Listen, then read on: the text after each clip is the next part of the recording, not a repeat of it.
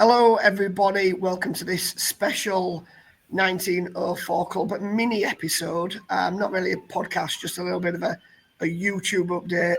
Given what's going on at Hull City, we've reconvened myself and Barry over. It's not Zoom, is it, Baz? What is this? Of a StreamYard, just to have a little bit of a chinwag and hopefully put people in the loop over what's going on at Hull City. We're recording this dead on 12 o'clock on the Thursday afternoon, so we're still waiting on any sort of official confirmation or any sort of word out of Hull City over what's going on with the manager's future. Acun Ilicali, the chairman, owner of the club, has been in Turkey with his Brains Trust, are we calling it, over the last few days, deciding the direction of the club moving forward and what's going to happen with the manager, Ruben Selles. That decision has been made.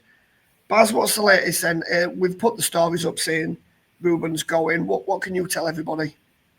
Yeah, so basically, Ruben Selles is leaving Hull City. It's been on the cards for a couple of weeks. Well, basically since the final day at Portsmouth. Obviously, as you'll know, City got a 1-1 draw at Fratton Park. That result was enough to secure their championship survival, mainly because Luton were thrashed at West Brom 5-3, so City survived on goal difference. Since then, the owner has been kind of reflecting on the season as a whole. It's been a shambles. I think we can all agree on that. Pretty much dating back to the moment that Liam Rossini was fired a little over a year ago. The anniversary of that decision was only a couple of days ago. So we are here again, 12 months on, 3 managers in the space of pretty much 12 months. Rossini, of course, then Tim Volter, and now Ruben. Yeah, as we reported earlier in the week, Jared Dublin, who is the sporting director, Mustafa Yokesh, who is he's kind of Acun's man on the ground, if you like. He's part of that. He's like his trusted right-hand man, and he's the right hand of the king for all those Game of Thrones fans. So he's one of Acun's kind of people on the ground. And Martin Hodge as well, who is, again, he's not been confirmed officially by the football club, but is effectively has been working for the last little while as the club's head of recruitment. They all there was Mustafa, Jared, and Martin decamped out to Istanbul on Monday afternoon. They met with Acun and 1 or 2 other people at Acun's office in the centre of Istanbul on Tuesday. One of the key topics of conversation, of course, was Ruben's future, along with recruitment and where they go. What I don't want people to think is it was suddenly they just turned up there and started talking about, well, who should we sign this summer? Those plans have been put in place for the last few weeks. They've got the targets as well. But yeah, so out of those meetings, it became clear that Ruben, his position was going to be, he was going to leave the football club. I think a lot of people are asking why, and everybody has an opinion. Of course they do. I think the concern from my conversations with Acun over the last few weeks, really, that there's been a concern about the style of play, about results since the international break. And again, everybody has an opinion. Can I just interrupt you? I know you're going off on your long run there, but I just want to touch on that piece first, that style of play. We had this when Rossini went as well. It was all to do with the style of play. Surely the owner knows what he's getting from each manager when he appoints them. Each manager has a certain way of playing, certain style. So he knows what he's going to get. And if Ruben didn't exactly, match that, surely that's a victim of circumstance when you're fighting to avoid the drop. It just feels like the style of play argument is one that he's used before and we shouldn't be using again. That's just me chipping in, but I just felt the style of play one, it just don't fit with me. Yeah, for me, it's a complete misnomer, the style of play, because ultimately football's about winning, and I think we can get bogged down in styles of play and this and that, and is it aesthetic on the eye? Ultimately, all managers want to play attractive football, if they've got the resources to do so. And Simon Jordan made a valid point, I thought, on TalkSport earlier when he said that ultimately style of play becomes better with better players, and with results you get better players, and it's true. And I think in the Championship, style of play is a myth. It's about having a team that are fit, that work hard, that are organised, and play to the strength that they've got. You saw the job that John Eustace did at Derby. He inherited a really, really poor squad, and Paul Warne was bang on when he said that Derby's squad was a League One squad with sugar on the top. But what Eustace did was he came in, he got them organised, and he played to their strengths. I think what I've written this before. I felt that from the international break, City were really poor. Their performances weren't great. They lacked any kind of energy, intensity, or ruthlessness, and they did fall over the line. Let's be honest. Had Portsmouth have scored a goal, City would have been relegated. Had Luton got a point at the Hawthorns, City would have been relegated. City have been relegated largely because other teams have been worse, in the sense that Luton were worse. But and they in the 8 games, their only goal from open play was a deflected strike from Kamara against Coventry. So they have been really poor. But there is an element of circumstance. They were scrapping for their lives. They were never going to play open, expansive football. I think it's worth pointing out that in the time that Ruben was manager, they were the 4th best. They had the 4th best defence in the league, only behind Leeds, Burnley, and Sheffield United. So he made them really tough to beat. It was the other end where they were completely impotent. And partly that is down to recruitment. They didn't sign a striker. They were relying on João Pedro and what have you. But look, so the style of play one for me is a nonsense, and I don't agree with it. Do you think?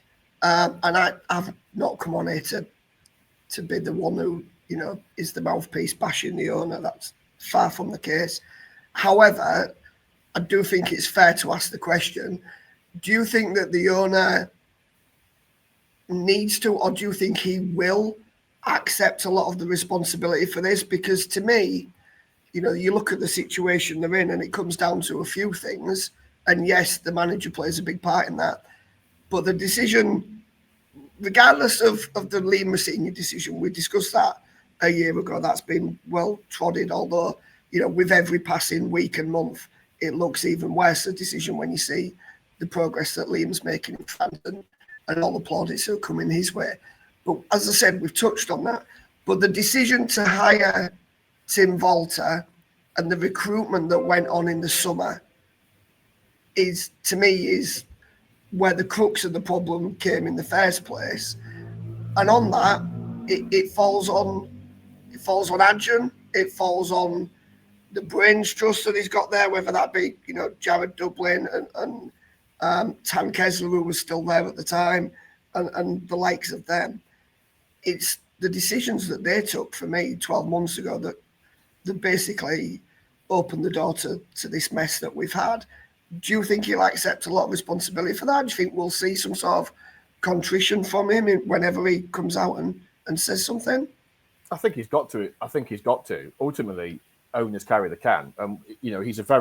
You've got some owners in football that are very hands-off, and it's people on the ground that make the decision. All they do is they're very distant, and they put the money in and have very little say in how the club's run. That isn't the case here. Acun, pulls the strings. Yes, this decision hasn't been his alone. It's been, it feels from what we're being told as a more collective, joined up decision compared to the one that was the Liam Rosenior one was solely down to him. And I think ultimately he had doubts about it. He wasn't 100% sure. He said to me about this one, he's 100% sure. So, but yeah, ultimately the owner is the guy that pulls the strings. He's got to carry the can. Yeah. He makes the decisions. He sacks managers. He appoints managers.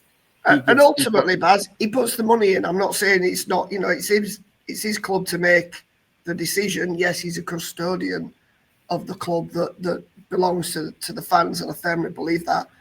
But while he's the one putting the money in and keeping it going, he's allowed to make them sort of decisions. But it's just accepting responsibility for those decisions. Yeah, he's got to. I think when he's been saying to me for the last 2 or 3 weeks that he'll speak to the media once this has all been dealt with. He's going to come out. He is going to come out and speak to the media. There's some and there's going to be difficult questions to answer because, the club I remember writing this, a year ago when Liam went that, fine, fans can accept change to a point. They can accept decisions being made because that's football. That's how football rolls. But it's what happens next is key. And unfortunately, Walter was a catastrophe, and that the impact of Walter is still being felt today. The fact that Ruben was hired was because Walter was completely inept at what he was trying to do. But so that he's got to admit that he got that wrong. And also the next appointment is massive. What he does with this is huge. If he brings in a guy that's unknown, that's never worked in the Championship, I don't think fans will buy it. If he brings in somebody that, and there'll be some that, if it's a well-known manager that's managing the Championship, Alex Neil was somebody that interviewed so well back in December, and impressed the likes of Jared Dublin. Now, obviously, the owner decided to go with Ruben. If it's somebody like Alex Neil that's got promotions on his CV, that took a fairly average Millwall team to within the final day of getting in the playoffs, somebody, there's Gary O'Neill is out there. There are other candidates. If he brings in somebody that is reputable, that's got promotions on their CV, and is, you believe it could do the job, then I think fans will probably buy it. Will go, okay, I understand. What if it's somebody like? Sorry to talk of. I'm not sorry to talk of it. I'm not. No. What if it's like somebody like a Pep Linders who was at Liverpool and then went to Red Bull, and I'm not saying it will be him because by all accounts I think he's been lined up for the Norwich job, isn't he? But what if it was somebody like him who's been, a high-profile assistant, if you will, had to go on the continent, and then comes over? Do you think that is, because you look at somebody like Pep Linders, where it's not worked out, but he's highly regarded as, a great coach and a great tactician, and a big part of Liverpool's success. Even Jurgen Klopp, continually said, I could do it. If it was somebody like that, doesn't have the championship experience, but has the kind of the excitement factor of where could this coach go? Do you think fans accept that? I mean, in some ways, I'm describing Ruben Selles there as well, where it's not worked out previously. Maybe at Southampton you can make that argument, but then at Reading was doing a good job and had a good reputation. So I'm just wondering what would be an acceptable appointment. I think because I don't know myself. I think an acceptable appointment would be somebody that's got a decent track record, that's known. But ultimately, the difficulty you've got at City is you've now changed 3 times in a year. Recruitment's been, some of it's been very good, but some of it's been really poor. And it's just that constant churn in the manager's seat, in the dressing room, and I just think fans will accept this if it's a good appointment. If somebody comes in from Turkey, perhaps that we don't know, or there's never managed in England, then I think there'll be a lot of scepticism and probably a lot of anger coming the owner's way. If the appointment is a sensible, well, again, sensible's in the eye of the beholder. Sensible for me would be somebody like Gary O'Neill, or as I say, Alex Neil. Rob Edwards would be another one. Dean Smith, I know he's managing out in the MLS, but he's every manager. A lot of managers, if they've been in the game a while, have got successes and failures. That's just the very nature of the beast. So you're not going to be appointed, and your whole City at the bottom of the Championship, you're not going to be bringing in a manager that's won 5 Champions Leagues and never had a blemish on his CV. So there is going to be that. You're going to have to accept that whoever comes in is not going to be. He's not going to appeal to every single supporter. That is just impossible. But it is a huge appointment, and I thought. Well, I said last year that the replacing Liam was huge. Well, this is even bigger because of last year you were replacing Liam in a position of strength in the sense that the team had just finished 7th. Yes, there was work to do with the squad. There were some big players leaving, but you still had some big characters. But then you bring in Walter, and almost immediately somebody like John Michel Seri says, "No, I'm not buying him. I want to leave." And there are other players that wanted to leave that are still here because of Walter. That wanted to leave because of Walter. There are other players that, like Seri, got out of it because they weren't buying him. Ruben has come in and he's sort of stabilised things. He's got players back on board. What he has done is given them a platform to go on in the summer and recruit well and potentially have a good year next year. But whoever comes in has got to be prepared to work with the owner, which isn't an easy thing because he is so hands-on and because he does like to make his own decisions. Whether there'll be some managers that are, British-based managers that are just think I don't want to work, I can't work part of that, then that might be the case. But yeah, it's what he does next is huge, and that what he does next will determine how he's viewed amongst the fan base. Because there's a lot of criticism that came his way after Liam, and there's going to be a lot of criticism that comes his way now because of Ruben. There's also a lot of fans we should point out that are going, well, actually, they survived by a goal difference. And after the Derby game, there were a lot of fans that were like, let's make a change now. So that haven't been convinced by Ruben. So it's a really difficult one. But for me, it is about what he does next. And if he brings in somebody that's got the ability to get a team on the ultimately all City fans want is a team that wins games of football. I think they've won 29 games at home in 92. So that is pitiful. They want to see a team that turn up at the MKM Stadium and can start winning football matches again and not be, fighting at the bottom of the league. So that first and foremost is what he's got to do. And if he can get somebody that's got, for me, experience of the league, that knows how to get a team organised, play to its strength, score some goals. Let's be honest, because they finished the season as lowest scorers in the league because of Luton scoring 3 on the final day. I just think, for me, the last year has been an absolute mess. From the moment Liam went, the whole thing has been a catastrophe. From, obviously Tan went, and I'm not saying that shouldn't have happened. Tan moved on. Jared's come in. You've got Lee Darnborough left. Martin Hodges come in. Acun has obviously been involved with Fenerbahce a lot, which I think last summer played, by his own admission, played a part, and they lost time in the transfer market. This is crucial because if they don't get it right, they'll be bottom of the table when the season kicks off, and they won't be able to survive on goal difference. They'll be cut adrift. At least Ruben was able to get them off the bottom, and yes, it took them. It should never have taken that long with the players that they had. The running was easy compared to some teams.